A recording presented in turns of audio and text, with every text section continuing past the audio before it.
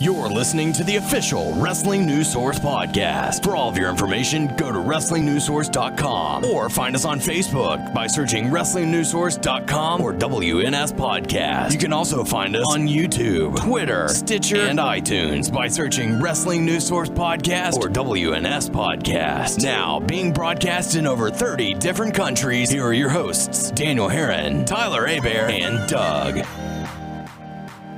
That's right. What's up, everyone? I am Daniel Herron. I'm Tyler Hebert. I'm Doug. And we welcome you to episode 133 of the official podcast for WrestlingNewsSource.com. For all of your information, go to WrestlingNewsSource.com. Check us out on Facebook, WrestlingNewsSource.com. You can find us on Facebook, WNS Podcast, on YouTube, WNS Video, and on iTunes, Wrestling News Source Podcast. If you want to follow us on Twitter, it's at WNS Podcast for the main site, WNS Source. No. We're also on Stitcher now, so please go over there and check us out at WNS Podcast. Give us the thumbs up. And I think you can also review over there, so yeah, give us a comment or two. Do that, please. We certainly appreciate it. And joining us on the show this week, we have a special guest, the creator. We've promoted his work a few times on the Facebook page. The creator of Nightmare Pro Wrestling, the one and only Jon David Guerra. How's it going, buddy? Hey, man, it's going good. Yeah? Working hard. And thanks for... Yeah, working hard. Thanks for the shout out in the last podcast also. Hey, anytime. You know, we certainly do appreciate your work. And for those who are unfamiliar, you actually do a comic book called Nightmare Pro Wrestling.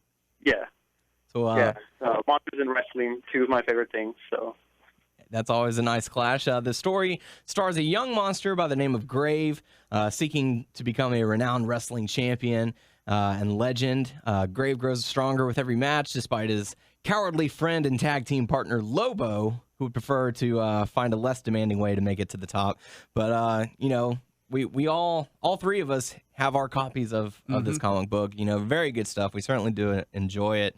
What sort of sparked the idea for doing this, other than just your love for monsters and comic books? Well, it started like completely different. Like, I guess when I was younger, playing with like my action figures with my WWF ring, you know, and just grabbing like the Ninja Turtle figures and making them wrestle like the G.I. Joe figures, and you know, like I was like, hey, I can make this into a comic. So it started off like when I was pretty young, and it started off as like people. And then it evolved into robots for a while, but drawing robots wasn't very fun. And I've always had a love for like monsters and like horror movies and classic horror movies and that sort of thing. So I was like, hey, let me try that. And then and then this happened, and then it kind of took off from there. So Real Steel was biting your style, and now Pacific Rim is biting your style, is what you're saying. Yeah, pretty much. I'll see if my lawyers can get on that and see if I can get a piece of that pie. There you go. That'd be a nice pie to have. You got to stay on the grind. Don't let them get it from you, John. Come on, man. And by lawyers, I mean me and my wife, pretty much. Very nice. So you know, you being a wrestling fan, obviously from a very young age, you know, do you remember the specific time that you became a wrestling fan, or you just kind of always been a fan of it? I guess like my first memory is like watching wrestling with my grandparents, and I don't know what promo it was, but I just remember this really cool like Jake the Snake promo, and it just got my attention really quick. And then they were always watching wrestling over at her house, so I was always watching there with her, and just became a fan that way. I mean, it was weird because I remember when I was younger, I grew up way south Texas, like in Mission, Texas, Edinburgh, Texas. That's like 30 minutes like from Mexico down there by the border. I didn't know like the times when the wrestling shows would come on, and so every now and then it would be like a nice surprise to find wrestling and figure out like what's going on. Like I remember seeing The Undertaker for the first time, and I was like, oh, who's this new guy? And my friend's like, oh, it's The Undertaker, and I was like, oh wow, this guy's cool, you know. That's much cooler. Your first wrestling memory is Jake the Snake promo, because mine is like a hillbilly gym match. And so people always have these great memories of like Roddy Piper smashing the coconut on Snuka's head and stuff like that. And mine's hillbilly gym, so I don't know. but I'm still with it. So growing up that close to Mexico, was there like a lot of like lucha flavors stuff in the area? Did you get any crossover from Mexico? I didn't. I mean, I had just heard about it like when I was younger, but I never got to like experience anything really until I got older. Like I went to high school like in Hidalgo, Texas, which is like you can just walk pretty much into Mexico, and there were like some wrestling events that happened there and stuff, but I never got a chance like to go watch events there or anything. But yeah, lucha's definitely like really big there too. I think now they even come and do some shows like right there because there's like an arena like right there by the border. So very cool. It's good stuff. Aside from doing just the comic book Nightmare Pro Wrestling, you've also done like some commission work that revolves around wrestling. You've done some prints that a lot of people have liked. We've purchased them. We've shown them around. But there was one in particular that recently gained some attention, and that being your work for Daniel Bryan. Actually, Daniel Bryan himself got to see it and enjoy it. What were your thoughts on that? That was really cool. There's this guy that he started picking up like some of my stuff, and I just know him like through online because he just buys stuff online. His name is Jon David. I think that's the way you pronounce his last name. And I apologize, John, if I didn't. But he picked up like 2 of my CM Punk prints also, and he sent me a picture of CM Punk like signing my prints. Oh, and very he gave nice. him one also. Very so nice. That was cool. And he picked up like 7 commissions from me of like the Wyatt family, Dolph Ziggler, The Miz, and he got them like all signed at some show that he was at, and he picked up 2 Daniel Bryan prints, and then I think it was like last week when I posted up that picture, he's like, "Hey man, did you see what I tagged you in on Facebook?" And I was like, "No, what?" And then he sent me the picture of him and Daniel Bryan with the prints, and he's like, "Oh yeah, that he really liked the print." I was like, "Oh, that's awesome!" And I was just there like geeking out. I just quickly just like copied the picture, posted it up on my website, started putting it up on Twitter, put it up on Facebook, and I was like, "Oh, this is awesome." It's really cool. Yeah, you do some really good artwork. I know all the 3 of us certainly enjoyed. You've actually done a drawing of us, so we figured we got to have you on the show and talk about your stuff, get the word out there. Thanks, guys. Also, this is true. Are you going to be at Space City Con? Yes, August? I will be there next week. Is it August 3rd and 4th? 2nd through 4th, yeah. Okay, yeah. If y'all in the Houston area, come check it out. They have some good stuff, and John will be there. Yeah. So we talked about some your love of pro wrestling and your love of kaiju and horror, but I guess the most obvious thing that we haven't really talked about is where does the comic love come from? Just as a kid, you just picked them up, or what made you decide that you wanted to make? I love comics also, like ever since I was a kid. But I guess my love for comics also stems from like the more like not so mainstream comics, because I used to stay at my grandmother's a lot, and she had like this little like convenience store that you could just like walk to, and it had like just like the more like Darkhawk. I don't know if you guys know who Darkhawk is from Marvel Comics. Like the not so mainstream characters like Darkhawk, Sleepwalker, Ghost Rider 1099, like all of those characters. And I think that kind of pulled me in also because they weren't like very mainstream, and they were more like monster-like also. But I also like I started getting to like comics from there, and then I learned about like the Spider-Man comics, of course. I was a big fan of Spider-Man also when I was younger, and that also pulled me in. And yeah, I just grew up like being a fan of comics. I had like those long boxes full of comics, and just collected comics for a good while. Very cool. So I assume you take some inspiration from pro wrestling to put in your comic. I think there's maybe some like visual inspiration of Grave, kind of linked to HBK with the tights and the kick. And is there anything else maybe you want to tip your hand on? Anything else that is inspired from the pro wrestling world that may be overlooked in the work? Well, with the comic, what I really want to do is I want to create something like that's familiar, but at the same time like different. You know what I mean? Like,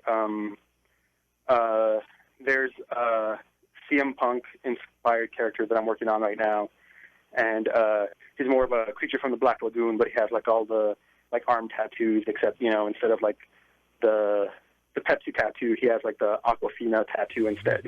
Nice. But like with the wrestling moves, like I don't want to make it so obvious, so I probably won't give him the go to sleep, and I'll probably just give him like some other finishing move or something like that.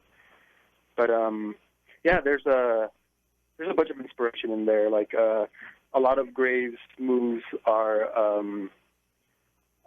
Dragon Kid's moves. You guys familiar with Dragon Kid? I am. Dragon Gate? Yes. Yeah. Like a lot of his moves are inspired by Dragon Kid. And let's see, like a lot of Devastator Dragon.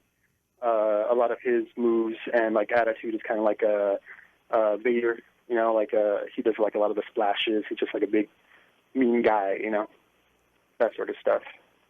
And I'm kind of hoping like to incorporate like a little bit more of that like into the comic, and that way like wrestling fans will be like, hey, I know what he's talking about, or they'll see something familiar and be like, oh yeah, I know that. But at the same time, also keeping it like my own. Okay, I definitely want to come back to the Dragon Gate fandom because I'm a Dragon Gate fan as well. But just to keep like in the theme of the comic, like, do you find it hard to like maybe to choreograph like a wrestling match in your head to lay down on the paper, or how do you go about planning it? It's a lot tougher than I thought it was going to be, and what it's actually done is made me appreciate good matches a lot more. Because I'll research matches, like if it's like I said, like if it's like Devastator Dragon, I'll look at Vader matches, and I'll be like, okay, what does he do? Like, okay, this is the setup for this. What's going on in the storyline, like what they're doing, like in the ring or something like that. And like I start noticing like a little bit more like details, like in other matches. Like I used to be a big fan of Kurt Angle, and I still am. I'm still a fan of Kurt Angle, but after studying his matches to try to set up like some things for the comic, I got a little bored of his matches because there's a lot of like takedowns and headlocks, and like the reverse bear hug like down on the mat, and I'm like, that's not very exciting to draw.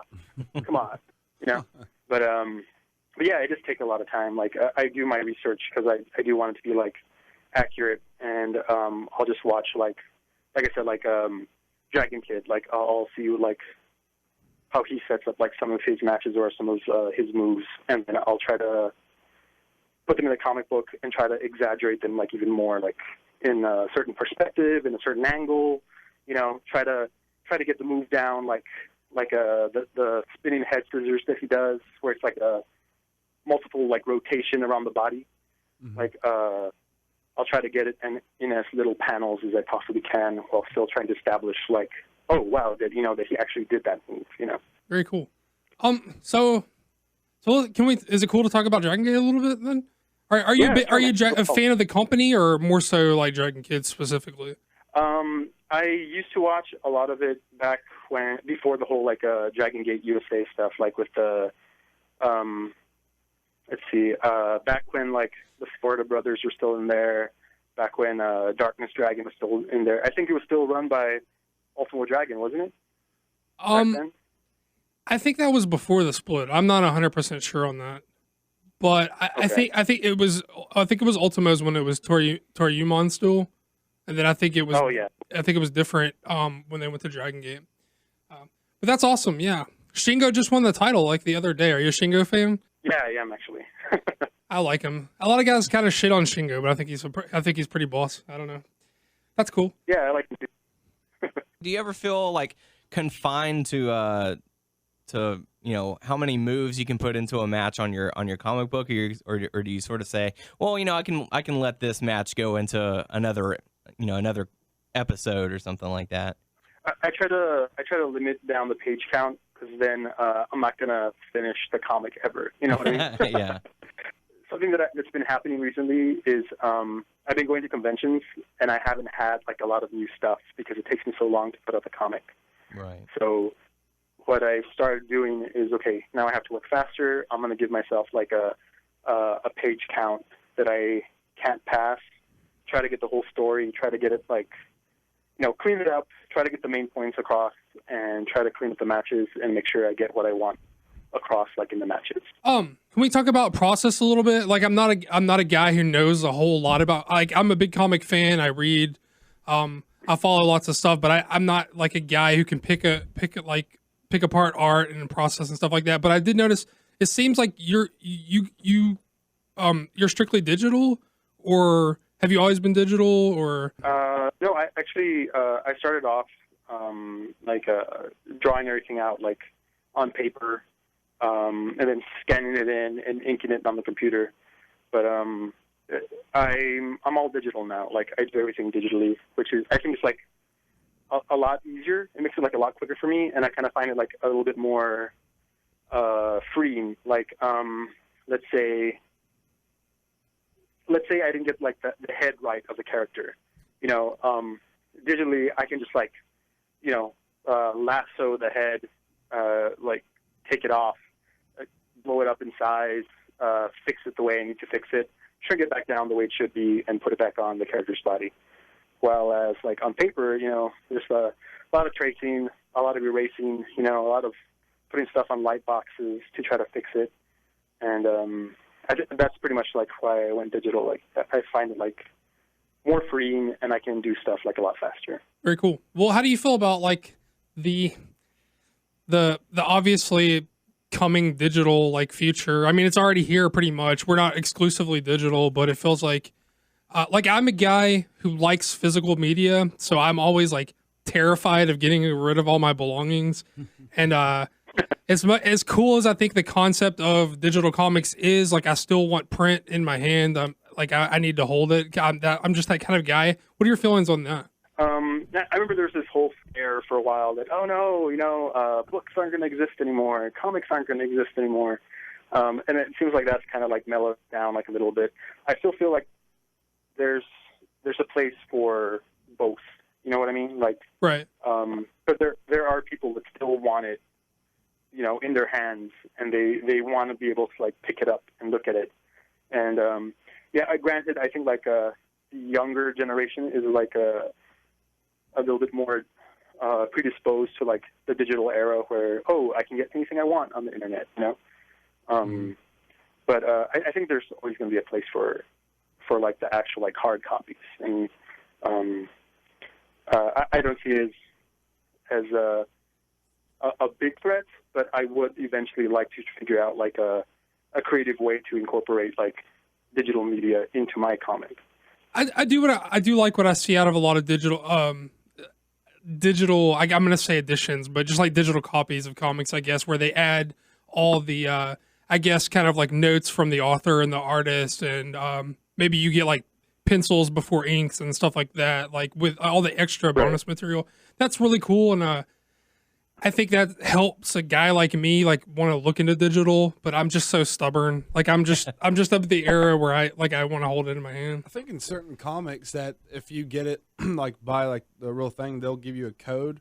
I think Marvel does that you can, I don't know if it's a subscription or you get that comic. You can buy the floppy and they'll give you like a code to download the digital. I think it's also the way the comic format is like set up for it. Like, there are specific comics that are made for digital like downloads, and I think those are like easier to read. And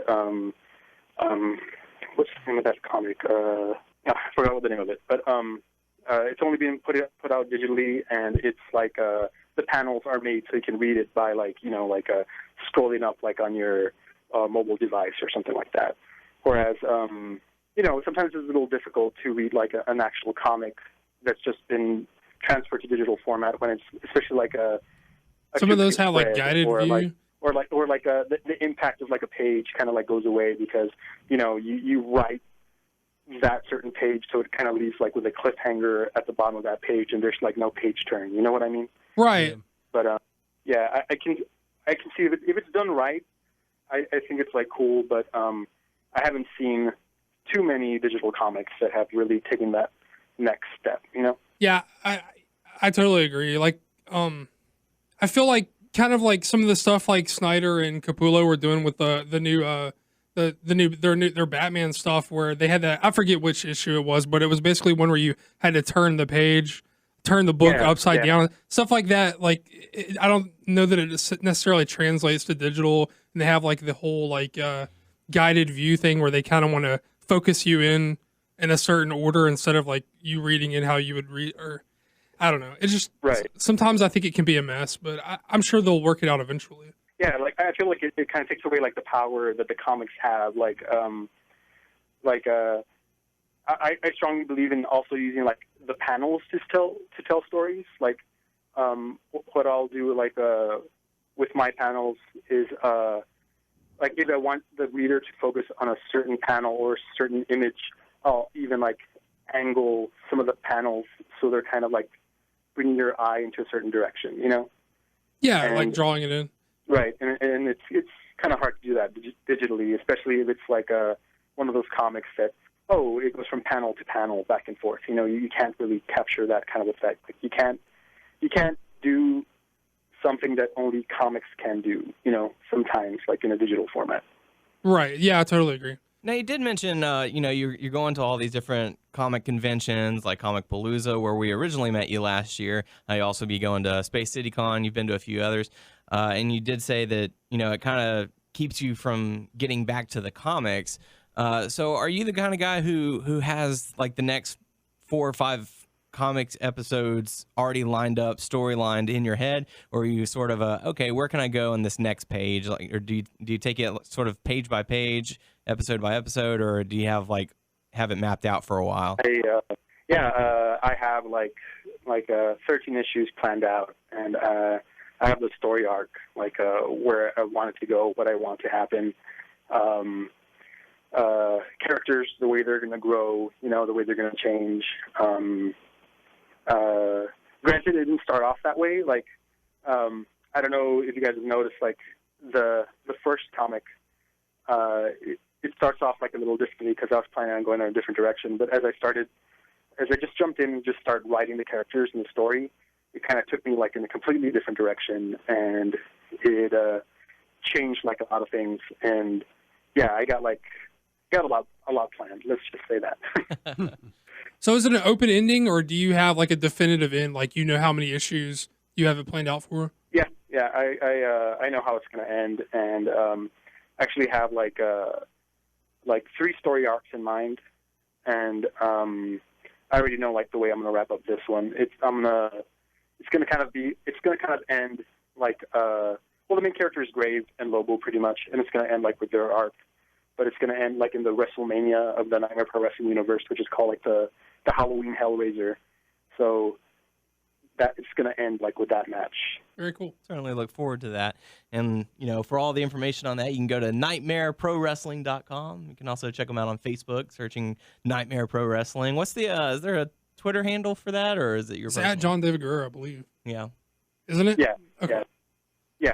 So there you go. So make sure to support all that. And as the drawings keep coming out, I know you do your Monday night draw in appreciation for Monday Night Raw. We'll continue to support that and let the people know about the drawings out there, so you can get a little bit extra cash in your pocket. Also be at Space City Con. Definitely. Yes, I will be. So very good stuff. And we'd like to ask you to stick around if you want to discuss what happened on Raw this week, because I know you're a big fan of wrestling. So be fun to sure. I'll stick around.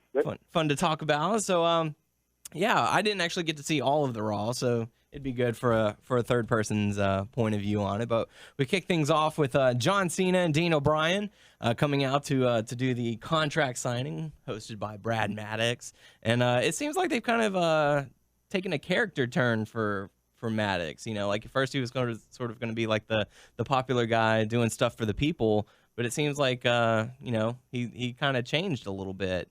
I think they're gonna go where he's gonna try to please all 3 of them, or at least I know he's gonna try McMahon. But you're referring to Vince and Triple H and Stephanie. Yeah, he's trying to make them all happy at once.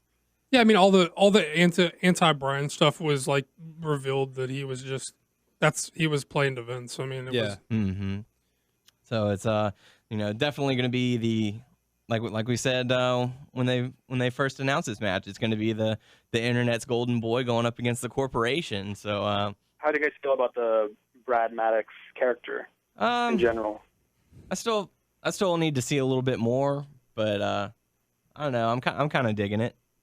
I think he's funny. Yeah, exactly. That's what I was gonna say. I kind of like how he's just kind of like an idiot, pretty much. Like I like the whole thing, like with him like calling up his mom and being like, "Oh no, mom." Was it last week? He's like, "Oh no, mom, I'll get something to eat like after the show," and stuff like that. Like where he was going to hug Stephanie, and then Stephanie puts out like her hand. I think that just kind of adds to like his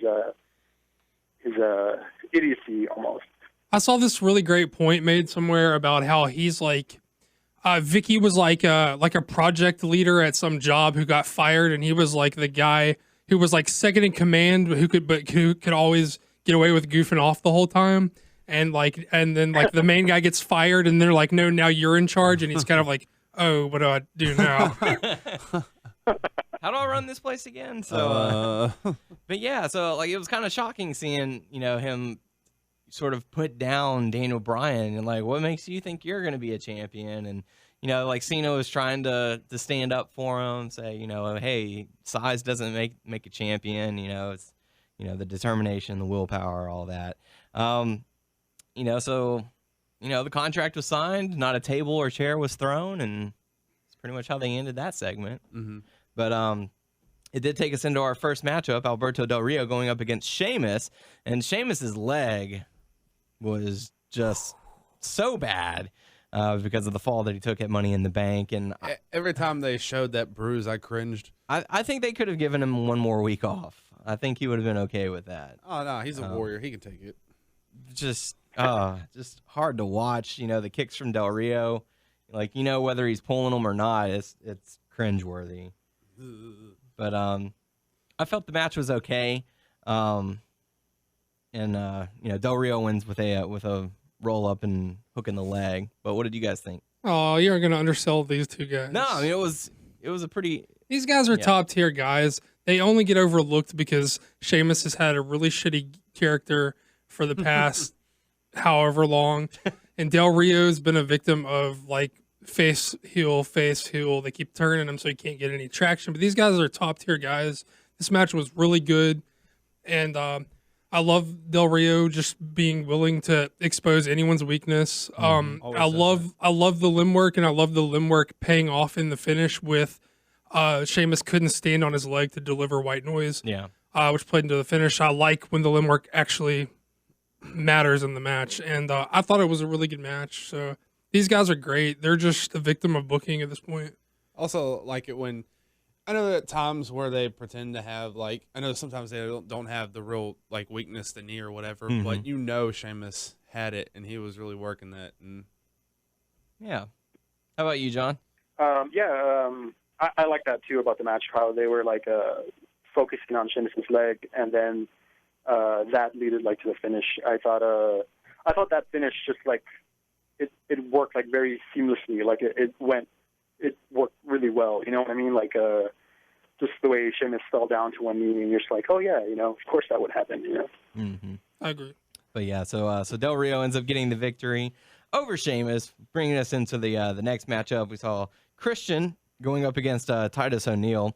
I didn't get to see this matchup, so you guys might have to fill me in on how it went. I like this match. I mean, I was real high on Primetime Players as a team, and I don't know. I'm just like, when did Titus O'Neil get good? Because I thought he was really good in this match. I don't know. I mean, yeah, I'm sure Christian could lead him through a match, but I thought like he wasn't being carried. I thought he like held his own. I don't know. I liked it. Good match. Yeah, I enjoyed it, but I don't know. I don't remember a lot of parts of it. Okay. How about you, John? Yeah, I enjoyed it also. Yeah, like Tyler said, I don't really remember like a lot. I do remember him using the whistle at one point. Yeah. Every time he punched him, he did the whistle. I remember that part. Yeah. Yeah. Nice. But yeah, so Christian gets the victory on that one. Next up, Mark Henry came out and said that he was proud of the work he did at Money in the Bank, and but Proud to be from Texas. yeah, I'm just from down the road. yeah, playing up to the crowd. Definitely. I'm just from 6 hours down the road. Since they were in Austin, where John is from. Unfortunately, not able to go and see Raw for yourself. That's like -5, wrestling fanboy points right there. Man, taking 5 from yourself, that's never good. Yeah. But yeah, so he ends up calling out the Shield. You got plus 20 from me for being a Shingo fan, so it's okay. Oh, nice. There you go, coming out ahead now. So yeah, Mark Henry calls out the Shield. The Shield oblige, come out and try and lay a beat down on Mark Henry, and Usos come to even up the odds. So it looks like they've turned Mark Henry without having him turn his gimmick. Yeah, I mean he's still himself through and through. I think he set the tone for great babyface mic work throughout the night, which the Fed always suffers at. Their baby faces are the worst on the mic. They're either too cheesy or too much of dicks to be baby faces, but he set the tone and they stuck with it. Good mic work from Henry. I do feel like they kind of cut. It certainly feels like Henry's going to take a step back. It's like they just, okay, you got a month run. Now you're back. It feels like they cut the Shield back since they put titles on them. Yeah. Because they were like special guys feuding with the top names, and now Ambrose is like a US guy and like they're tag guys. So it certainly feels like they kind of neutered them a little bit, but they're still doing good work and I'm still having fun with it. And I think the match will be a lot of fun. I like the Usos. I like Henry. I like the Shield. Should be a good match. And this is a good way to build up the Usos as well by putting them next to Mark Henry, so that, maybe the Usos, with this confidence of having Mark Henry at their side, they'll be the ones to take the tag titles from Romans and Rollins, or Reigns and Rollins, I should say. So it could be a building point for Henry right now. And, I did hear on an interview recently that Mark Henry has signed, and Doug, you'll be excited to hear this. He signed a 3-year extension. So he's going to be with the company for at least a few more years. Fired up babyface Mark Henry just makes me smile. I was in my apartment jumping up and down like a little. You didn't hurt yourself, huh? No. That's only when I do the warrior rope shake. I threw out my neck doing that once. But yeah, so be on the lookout for the Usos to be built up.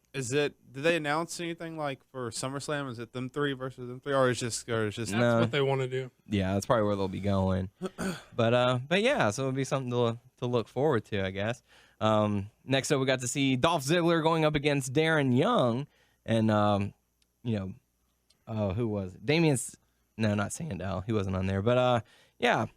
Dolph Ziggler going up against Darren Young. The crowd was really for Dolph. I mean, they're always for him. I guess they're going the singles route with the primetime players. They kind of mentioned that they were going to be giving it a singles run, and I'm totally fine with Darren Young. I got no beef with him, but somebody must like him a lot because he's been in a lot of high profile singles matches. He's got the Ziggler match, he had the Punk match, and who did he have? He had the RVD match on RVD's return too. He has had a lot. He's got a lot of upper tier guys in singles matches. That being said, this match sucked. Dolph Ziggler needs to get. I'm sorry. I know there are a lot of people that love Dolph Ziggler, but this is the match he should have showed credible offense in. This is not a match he needs to be selling 90% of and taking 90% of. This is where he shows that he has credible offense and he can beat somebody, and he failed to do so. And so I'm still going to be critical of him until he can do that. I didn't like the match. Did he drop the elbows? I don't remember. It sucked. It was just a blur, but I knew it sucked. I agree with Doug, actually. I didn't like this match too much. And I think it's interesting how they're trying to emphasize how quick and how fast he is by when Big E came in and he just outmaneuvered him or whatever you want to call it. And who else did he do that to a few weeks back? It was it was 3MB. Yeah, 3MB. All three of them attacked him, and he was jumping all over the place to get away. And I was like, Okay. So it's going to be speed versus strength whenever he goes up against Big E. So. Yeah.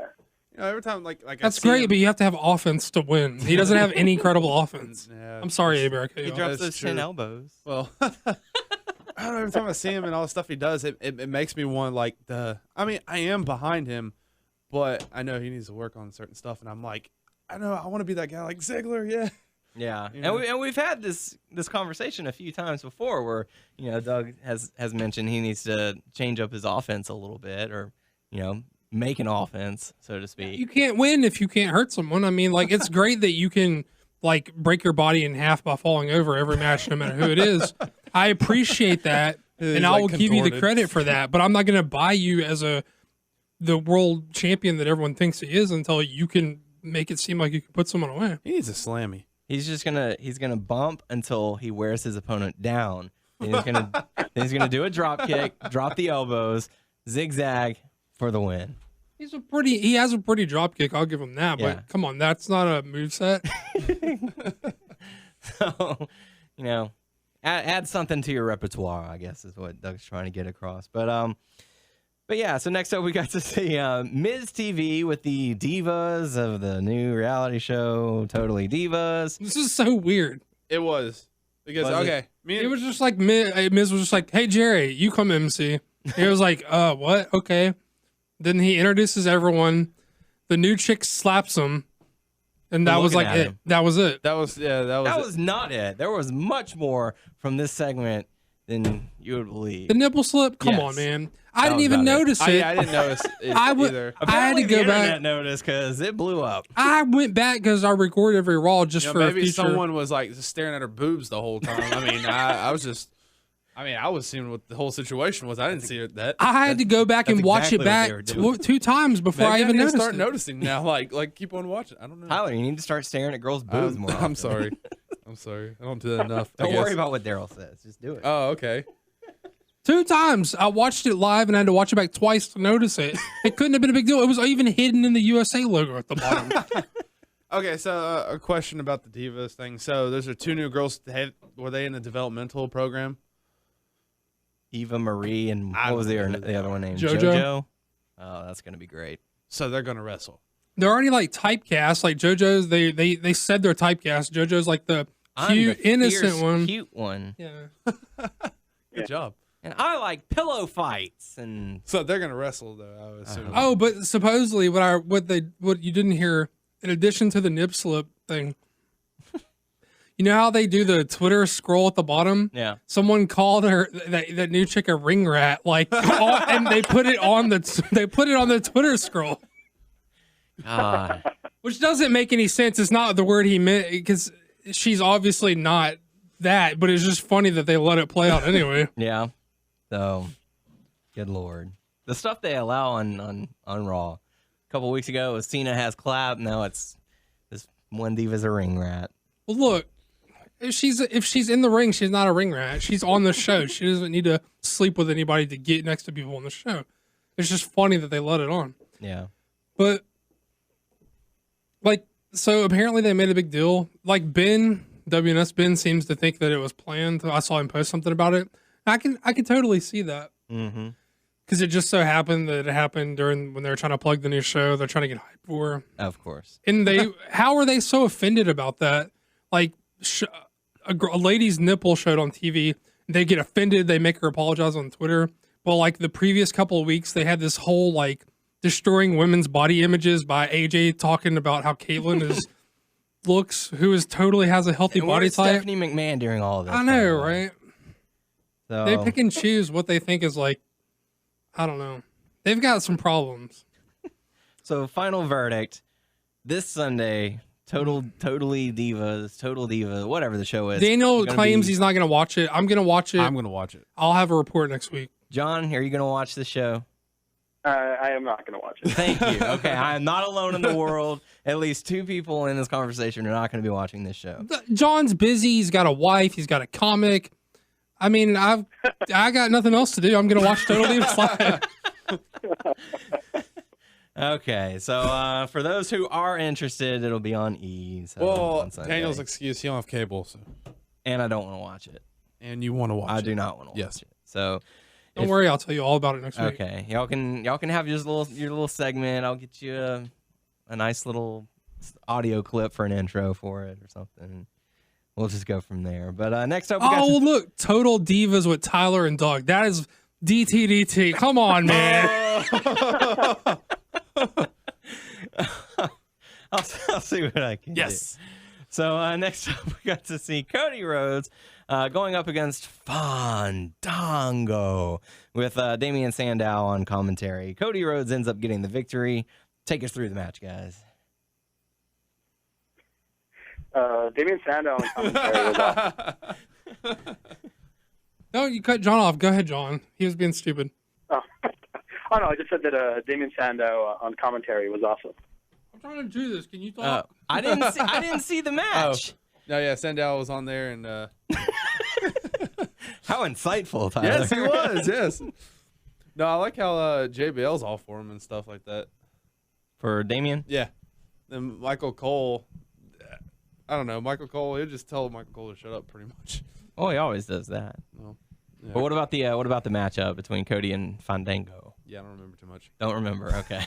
It was totally fine. I remember the ending being like a little sloppy. Didn't he try to do like the disaster kick on both of them, and it just looked like a little awkward, something like that? I thought it came off pretty well because they Sandow hopped up on the apron and he pulled he kind of pulled Fandango into it because it looked like he could have hit either one. Maybe you're right. It is pretty money. I remember it looking sweet, but now I can't even explain it. So obviously it's a problem. But what I remember, at the end, I swear from the angle, I thought he hit the briefcase and what's his name fell down. He hit the briefcase into Fandango's face. Oh, okay. I think. I may be mistaken. It looked cool, but now I'm having problems explaining what exactly happened, so it probably wasn't that clear. Well, regardless, Cody Rhodes ends up getting the victory, taking us into the next segment where we got to see CM Punk come out, tell us that he does not fear the beast. He will end up fighting Brock Lesnar at SummerSlam. The match has been set. From what I heard, this segment was really good on the mic once again. But what did you guys think about it? More good babyface mic work, which I've had my problems with Punk in the past. But I thought he did an excellent job. As long as he's not doing the hey, wink, wink, nudge, nudge. Look at the reference I'm making. Or I don't always need the babyface to be cool. Just be like that guy. He's I like that he acknowledged that he got his ass whipped, but that it didn't matter because he wasn't taking it laying down. He has to be like this in this situation. You can't be goofy in this situation. He's got his ass kicked and he wants revenge. He's going to be hey, I'm going to come after you, and Brock is big, but I'm going to fight him. I'm going to take down the beast. Yeah, I mean he's not Triple H, so he's not going to act like he can go toe to toe with him. I mean, I had no problems with it. I think it's going to be a hell of a match, and I think good mic work from Heyman as usual. I mean, I don't think we're saying anything new there. I mean, anybody watching every week knows that. Yeah, and it definitely gave us the tagline, the best versus the beast. So it's going to be something to look forward to for SummerSlam. The best is the beast. Is that what he said then? Yeah. So, what about you, John? What did you think about this promo segment? I really like the build up of Punk's promo where he's talking about how he got beaten up, but he just kept coming back and fighting Brock Lesnar. Brock Lesnar kept throwing him around, he just kept getting back up. And if that's what's going to happen, the SummerSlam match, I think it's going to be pretty cool. You're just going to see Punk getting his butt kicked all over the place, but still get back up and try to fight. I think that's I think that match is going to be really good. Mm-hmm. So definitely something to look forward to come SummerSlam time. Aside from really good. I'm sorry I couldn't come up with a better word. Really good. I mean, come on. We've been looking forward to this for a while, even though when they're hinting at or saying, on the internet, hey, this is going to happen. I was like, oh shit. I'm pumped. Yeah. And I actually thought it was going to happen too soon. I thought it was when Punk came back, I was one of those people who was Punk came back, it's too soon, and then putting him in a program with Brock Lesnar. I was like, oh, that's too soon. But then I liked the build up that they did with the whole Paul Heyman thing, and how, did you send Brock to attack me? No, I didn't. I'm still your best friend. Look at all the stuff I did for you. And then Paul Heyman, betraying him at Money in the Bank. And, the build-up for that also I thought was done really well. Yeah. And now, I'm really into it too. So yeah, they've taken some time into developing this story, which is nice. So something more to look forward to for SummerSlam. But the next matchup, got to see RVD going up against Wade Barrett. What were y'all thoughts on the match on this one? Meh, it was okay. Meh. I'm not crazy about either one of these guys. I still think RVD is irrelevant in 2013. He hasn't done much to change my perception that he was completely lazy in TNA his whole run. And I'm not much like all the people who love Ziggler. I don't. I'm also the guy who's not sold on Wade Barrett like everyone else is either. I just thought it was passable. I don't think it was offensive, but it wasn't anything worthwhile. It's nice to see him. I have no clue what they're gonna do with him. I know each show, hey, it's Mr. Monday night or Friday night or whatever. He's gonna come out and fight someone. I mean, it's nice to see him, but I have no clue what they're. Who is he gonna feud with? Yeah, and I mean, Barrett's. Whatever. What did he? I forgot. He kicked him in the face to make him bleed or whatever. I forgot. Do you know, John? I forgot what it made him bleed. I don't remember either. He does that. Yeah, but the move where he has him set up in the ropes. Oh, okay, gotcha. But RVD ends up getting the victory over Wade Barrett in what seems to be a pretty passable matchup. But next up, we got to see the main event of the night: Daniel Bryan in a gauntlet match. First opponent was Jack Swagger. I didn't get to catch this one. I came in during the Cesaro matchup, but I heard this one was kind of quick. All you need to know is that the one with Swagger's meh, and Antonio Cesaro gets in there, and it's fucking awesome. So Daniel Bryan defeats Jack Swagger via submission. Anything else to take from that? No, it was a very quick match. There's not much to talk about. It was very quick. The kid wrestled for 50 minutes. One of those guys got to sacrifice a little time because he had two more guys. Yeah, and his next opponent was Antonio Cesaro, and I didn't get to see the whole match, but I came in, and this match was awesome. Very phenomenal work from both people. Vicious uppercuts from Cesaro. The finish I thought was great, how they did it. Do you mean to tell me that they put the two very best guys from a work rate standpoint in the ring at the same time and they had an awesome match? Is that what you're telling me happened? Well, I might have to go back and rewatch it, but for the time being, yes. Look, let me tell you something. If you need me to tell you that the two very best wrestlers in the company had an awesome match, then number one, you need to check your pulse.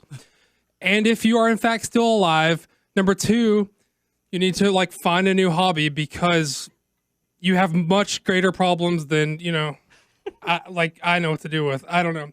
No one needs to tell you this was awesome. If you have eyes, this was awesome. It was an incredible match. There's nothing else to say. If you didn't like this match, then you probably don't have the right hobby. I don't know what else to tell you. Those vicious uppercuts from Cesaro that he just kept going. It was just so good to see. And like I said, the ending I thought was really well done with him throwing Bryan in the air, going to do the giant uppercut, and Bryan ends up rolling him up for the win. So ends up defeating Antonio Cesaro via pinfall. The people. Defeats the real Americans. And we cut backstage to Brad Maddox, and he was talking to Alex Riley.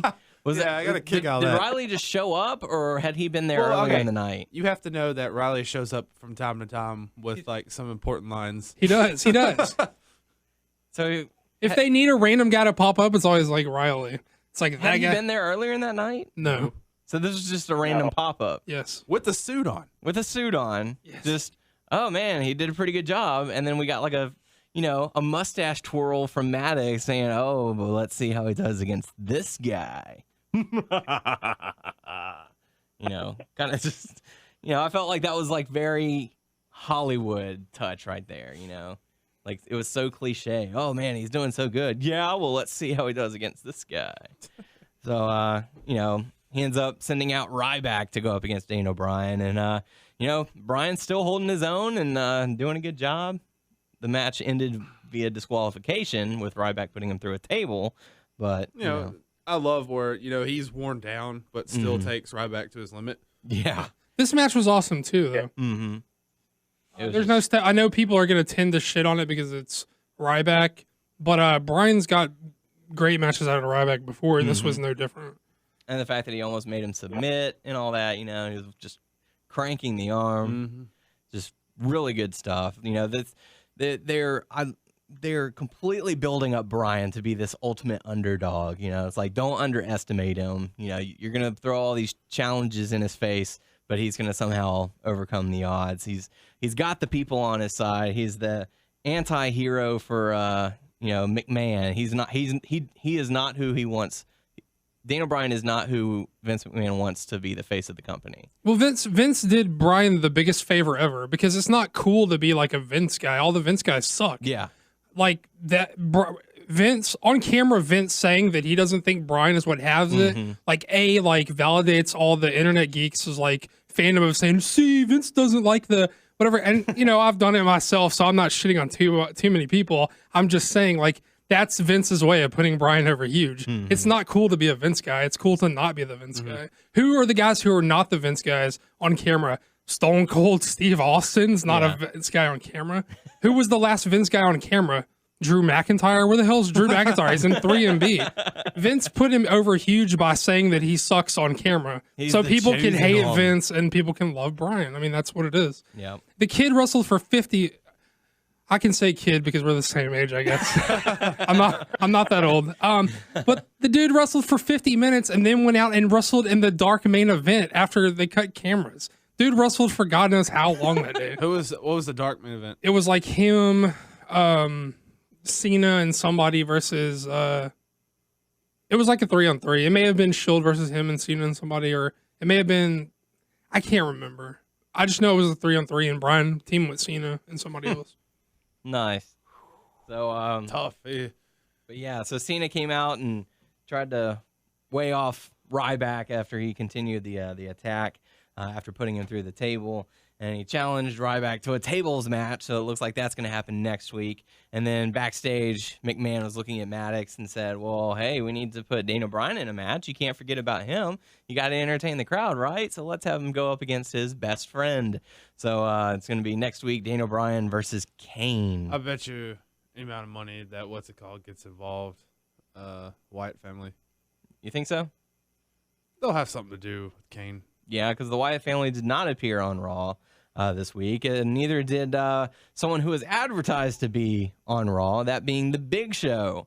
They had a vignette saying he was supposed to return this week, and he did not do that. And neither Randy Orton was also scheduled to be on the card and was not on Raw. I think Doug was sad because Randy Orton wasn't on the card. Is that true? I stopped listening to him. So all in all, what did you guys think about Raw? Let John talk because we just like bogarted the mics. Like, yeah. I don't know.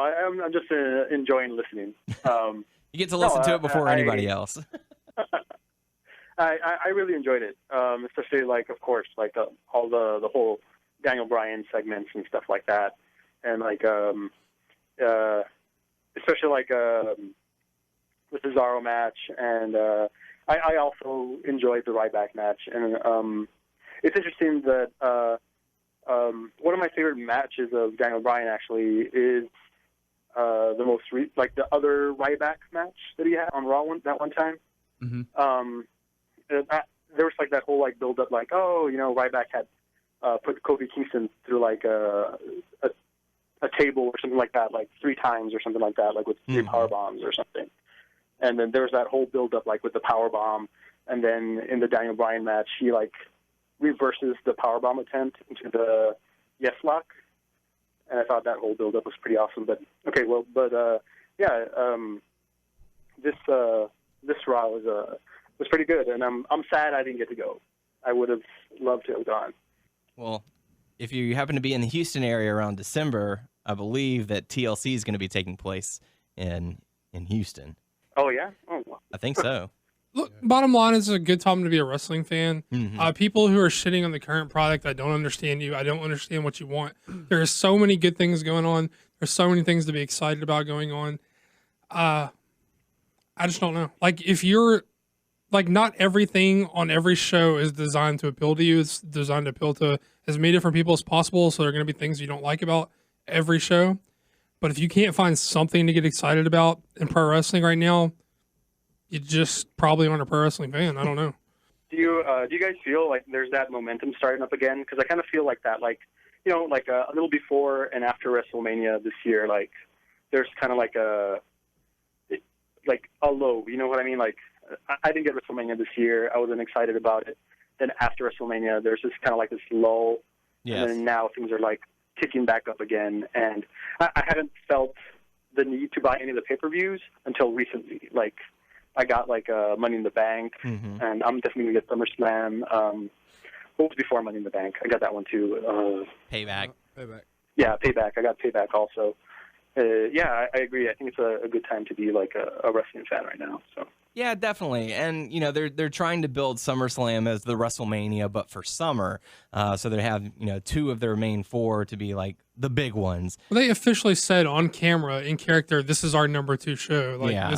they anointed it, you know. So, you know, they obviously have to get people buzzing to go like that. And, you know, Money in the Bank is naturally a favorite. And we had this discussion last week where it's sort of like the top of the next generation, or the next group of pay-per-views. So, and Right. that one always creates a little buzz, because it's like, oh, who's going to walk away with Money in the Bank? Who's going to be the next champion? You know, so on and so forth. But yeah, I think the way that Daniel Bryan's been built over the last few weeks, you know, stemming off of what he's done over the past few months, it's gotten the crowd excited. They, you know, a good majority of the crowd is chanting yes, and I think it's really good stuff. Yes. So yeah, for those of you who are listening, leave us your comments on our Facebook page, WNS Podcast, and weigh in on the discussion. We do have some hot topics for you this week. If you didn't catch SmackDown, Vicky Guerrero is now the SmackDown general manager. We got to see the return of Booker T, and you know, he thought he was going to be general manager. Teddy Long thought he was going to be manager. Brad Maddox put his name in the hat for it, but it went to Vicky Guerrero instead. So, interesting stuff. Yep. No, I like Vicky. I'm a Vicky fan. Yeah. I like Book too. Like, no, not throwing any shade on anybody. Oh, yeah, but I'm glad Vicky's got a spot still. Yeah, and we did get to see a segment between Booker T and Teddy Long on Raw, where you know, Teddy seemed a little bit upset with Booker, saying, you know, you've been kicking your feet up and relaxing, even though you had surgery, and I've been taking the brunt of all this punishment of all these people yelling at me while you've been gone. So I'm out of here, playa. Holla, holla. Holla. But yeah, so so Vicky Guerrero back on the scene and on SmackDown. For those of you who follow TNA, Jesse Sorensen, the latest cut from TNA. So he's out of there. And did you guys get to check out Destination X? Yeah. Yeah? How'd you think about, I mean, what'd you think of the main specifically? I did not buy Chris Sabin as a world champion. No. I'm sorry, I don't. Not really. He's just not, because he can't talk. He's fine in the ring, but he can't talk. It's one of those. He's devoid of charisma. It's one of those feel-good moments. It's probably like, because this is the second time they've done this, so let's keep on the trend of the X Division that star that lost their title is going to win the main title, you know? Yeah. No, I like that idea. I just don't buy him as a champ, and I did not like the match at all. It was completely revolved around the main event Mafia and Aces and Eights. No, well, it would have been completely fine if the story of the match was Bully Ray taking out the injured knee. He stayed on it. He relentless. Like, seriously, 97% of the match was him working the knee. Like, and Sabin like flailing around because his knee was still injured, and he'd just come back from being gone for 2 years or however long he was gone. Yeah. Which is fine. I buy that as a story. I buy into that as a story. He got very short hope spots, almost no offense, and I'm fine with that at all. But I did not like the finish at all. I don't buy if Sabin is your hero, then this finish, like, in my eyes, uses a hammer. kills him as the hero. He didn't get a big heroic spot. Yes, I mean, Bully was going to hit him with the hammer, but he won the title off of no offense and a shot to the head with a hammer. That ending, that finish sucked for me, and I think it kind of like I already couldn't buy into him as a champ, and you didn't sway my opinion at all with that finish. Like, I don't know, I didn't like it at all. Kind of undermined his championship win. Absolutely. Yeah. So, so Chris Sabin did end up winning the championship. Spoilers. But, It's already aired. Yeah, it was there. And what cracked me up is like they were airing it. It's supposed to be a free pay-per-view, meaning it's supposed to air at the same time in all time zones. But it was one time in one time zone, and then, it was like 7 o'clock in every time zone. So, when we were watching it in Texas, the people in California still have to wait 2 more hours before it airs. So, and then people started complaining about spoilers, like, well, it aired on our TV, so there's nothing we can do about that. So you kind of gotta blame Spike or TNA for that one. The only other thing I want to add is I'm a big Jigsaw fan, and he got the shaft. I'm sorry, Jigsaw. But yeah, so more cuts on the way from TNA, and rumored even more. So Jesse Sorensen is out, and They can probably cut those. They already cut some of those gut check people. So Yeah. if they get new gut check people, they can cut them. it's not looking good if you're over in TNA right now. But be on the lookout Poor Joey Ryan. for the full roster reveal for upcoming WWE 2K14, as it will be announced during SummerSlam weekend, similar to last year's WWE 13 reveal. John, do you play the WWE games? I do. The last one I have, I think, is WWE 12, though, Same with for me. Xbox. Very nice. It was a fun game. And, yeah, I'm pumped for it too. I'm always like, it seems like, okay, it's like, hey, the reveal's coming out, and I try to get on my phone because I don't have a computer and like try to watch the feed, and something like happens, I'll never get to see it, and I have to watch the replay like the next day. But I'm like that little kid who's like, I want to watch it now. I gotta watch it. I gotta know who's on the roster. I'm like, super pumped. Go over to Noah's house and watch it. Did they deny, or have they confirmed or denied like that it's going to be on next gen consoles? It has to be. I don't know. I'm sure They're playing it all like. I'm sure they'll release it for the next gen like a little bit later on, but I don't. Well, think its been release announced date is right around like console release time. Mm-hmm. They haven't said anything about it. I don't know. Be on the lookout for that one, I guess. But yeah, so that's it for Hot Topic news. We do have some feedback from our YouTube page. First one from Eric, as we mentioned last week. He thanked us for the shout out. Wanted to let us know he's listening from Guatemala. Cool. That's rad. That is awesome. So very cool stuff. Thank you for listening. We certainly do appreciate it. Other feedback we have from Ace McSpade saying, another great podcast. Keep up the good work. Thank you. Thank you. Do we have any iTunes reviews? I don't know. I didn't check. I don't believe we do. You talk if you can bullshit for like 2 seconds, I'll find out. Okay, so the peanut. I don't know. I got. I was gonna say, go ahead, go on. You know who else likes peanuts? Your mom. My mom. But yeah, good stuff. Can't get away Nope. from regular. Nope. Okay. All right. So there you go. Time to go into the Q&A portion of the show. Your questions, our answers. First and only question coming to us from Thomas. Drop it low, son. Drop it low, son. Drop it low. I bet he would feel extra special and feel no pressure if Jon David Guerra did the drop it low, son. Do it, John. Do it. No pressure. Drop it low. So. Yeah! So Thomas asked, with the positive response many people have given to the Cesaro-Bryan match from Raw, do you guys think more wrestlers who have come from the independent scene should be brought up to the main roster, as many fans seem to identify with them more by following their indie days compared to wrestlers WWE have made themselves? I mean, I don't think it's as strict of a policy as this guy came from independent companies. I think it's the guys that they have are cream of the crop indie guys. Mm-hmm. I mean, your Bryans, your Cesaros, your Heroes, your Genericos. Those dudes have been around for years and years and years, and there was a reason they're so good. It's because they've been wrestling for years. I mean, Ambrose and Tyler Black, those guys haven't been at it quite as long, but they're good talents. it's just about quality guys. I think it's not about where you come from. It's the talent. It's now not picking for body types, which they seem Yeah. to shy away from these days. And That's what they're doing. They're also scouting the indies now these days and see who are the good guys. You know.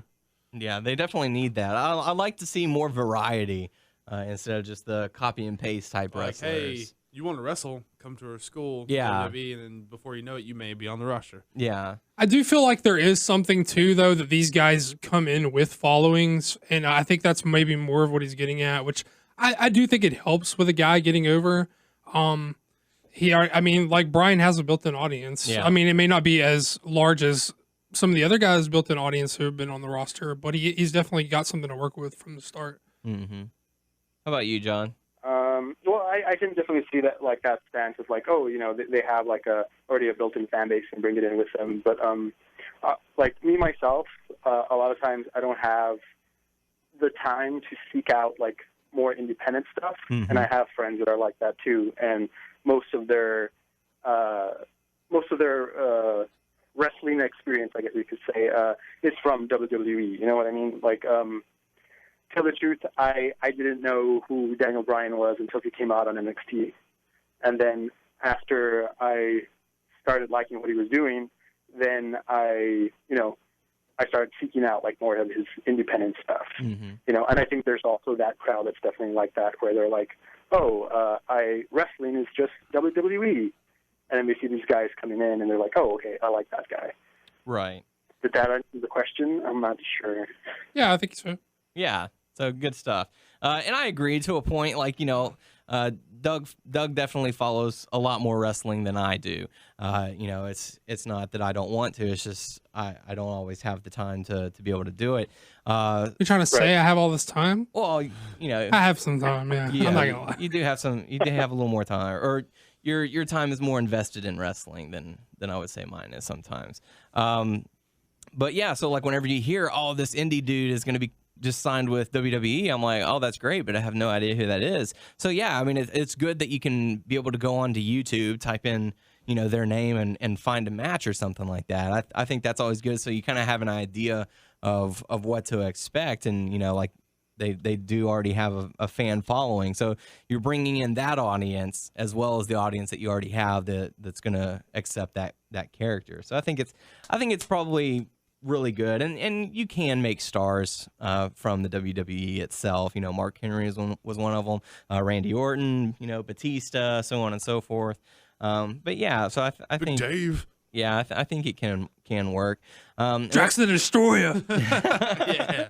And we actually do have one more question. I just checked our Facebook page. It's from Jonathan Red Robin. Yum. And he says, hey guys, this is unrelated to wrestling, but I wanted to get your guys' opinions on Man of Steel.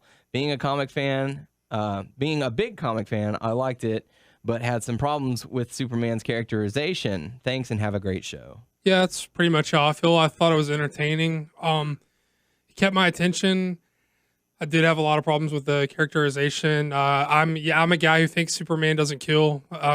So even if it's Zod, I'm sorry, I don't think Superman kills. I had a problem with the dad stuff. Like, put me in the camp with all the people who are like, Pa Kent is the reason he's Superman. Like he teaches him to be that way. He wouldn't have let him die just to be a pussy and hide from everyone. Yeah, it was an entertaining movie. I think people a little overkill on the fight scene stuff. Like, so what is a long fight scene? People like, yeah, we haven't seen Superman punch very many things in his movie career, and like, it's cool to see Superman punch shit. I mean, I realized there was a lot of like damage to buildings and people get hurt and die because of that, but like, I think people were way more like sensitive about that than I was. I'm right with you on the killing, on the Pa Kent stuff, but I think the reality is there's collateral damage, and I think that they made an effort. They made an effort to show him try to save people from buildings falling and the other people. They made an effort to show him try to be a hero. He wasn't that careless, but the reality is, when something like that happens, shit gets fucked up and people get hurt. I mean, so yeah, I'm pretty much with Red Robin. Yeah, that's what I would say. Also, like, how else would he have solved the problem without that happening? You know what I mean? Like, right.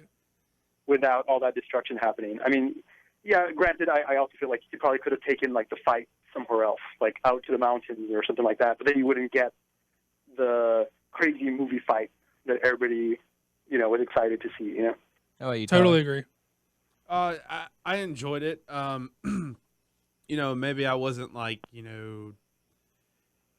I know I understand his point about, the what's his name, Kent, Paul Kent and all that stuff. I understand that.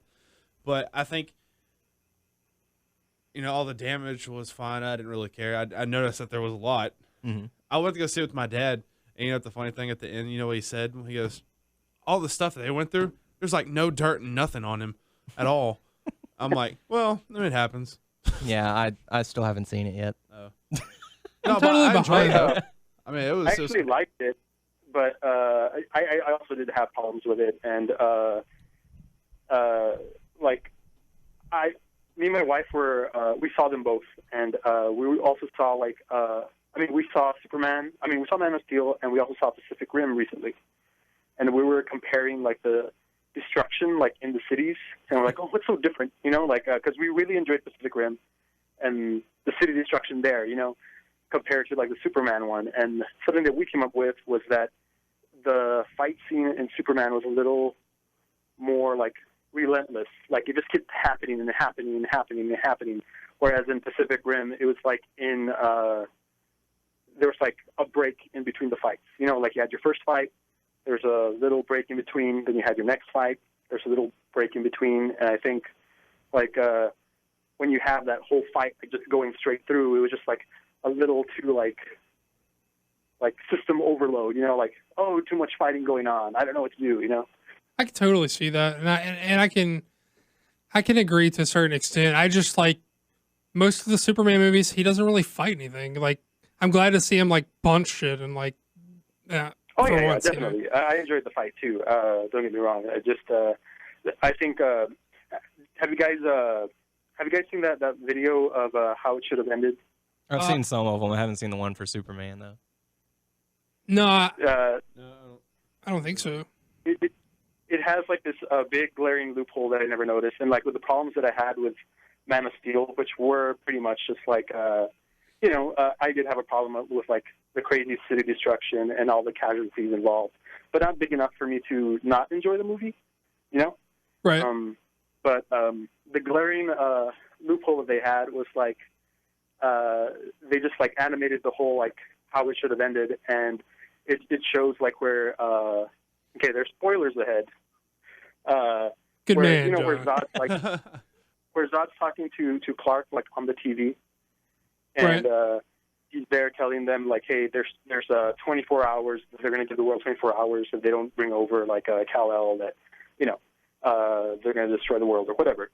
And then they cut to a scene where his mom is talking to Clark, and he's like, oh, what are we going to do? And then Clark's like, oh, I wish I had somebody that knew like Zod and who he is and what he's up to. And then his mom's like, oh, you mean like a random priest? And then Clark's like, no, my space dad. And he takes off to go talk to Jor-El before those whole events happen. And then he just like destroys like their ship in space, which I never even thought of while watching the movie, which makes perfect sense. Like he could have done that, because he already talked to his dad earlier in the movie, and then when that happened, he could have gone to confirm, like, who's this Zod guy? I mean, he said he's from the same planet. How do I stop him? Oh, yeah, okay, let me go do that, But Credits roll. You're totally right. That makes perfect sense. Yeah. That's another part I had with it, like lessens the impact of like his dad dying if his dad can just be like a almost fully realized person, even in hologram form. Like, cause he could like talk and like, it wasn't like a pre-recorded message that he had for his son. He was like almost a real person, even so, like lessens the impact of him even having died. So that's another problem I had with it. But the technology, man, the technology. Oh, you shut your mouth, Tyler. So there you go. But thank you all for the questions. Submit your questions. Head on over to our Facebook page, WNS Podcast. Also our YouTube page, WNS Video. You can check us out on WrestlingNewsSource.com and WrestlingNewsSource.com on Facebook and Wrestling News Source Podcast on iTunes. Let John plug all his stuff. Please, John, Definitely. plug everything. Facebook, Twitter, websites, your comics, anything you want to plug. Please. NightmareProWrestling.com. I'm on Twitter at Jon David Guerra. It's Jon, Nightmare right? Pro Wrestling. Huh? It's Jon, right? Yeah, Jon. And Nightmare Pro Wrestling on Facebook, and Jon David Guerra on Tumblr also. And I'm going to be at Space City next week. Very cool. The August 2nd through the 4th. Cool. Very cool. So there you go. Hey, bro, plug the Twitter. If you want to follow us on Twitter, is at WNS Podcast, and for the main site, WN I'm Source. done directing traffic. We're also on Stitcher. Please go over there. Please go over there, review us, give us a thumbs up. We really appreciate it. And please do that. So there you go, John. It's certainly been a pleasure. Thank you very much for coming on the show. We Thank do you, appreciate John. it. Yeah, thanks for having me on, guys. Keep those comics coming because we'll be definitely supporting it. So there you go. For the podcast crew, I am Daniel Heron.